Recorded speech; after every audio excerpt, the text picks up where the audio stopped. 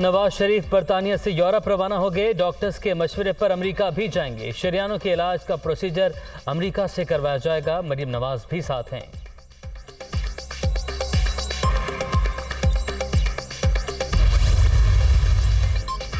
नवाज शरीफ की बरतानिया छोड़े बगैर क़याम में तोसी की दरख्वास्त। नून लीगी कायद ने बरतानवी होम ऑफिस में अपनी अपील वापस ले ली। मुतल्लिका जज की तरफ से मुख्तलिफ तारीखें दी जाती रहीं, अपील की समाअत नहीं हो सकी थी।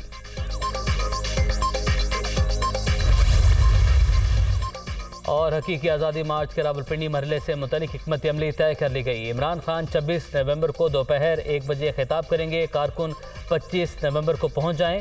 इकबाल पार्क रावलपिंडी में रिहाइश का इंतजाम किया जाएगा। शाह महमूद कुरैशी की पार्टी इजलास के बाद गुफ्तगू।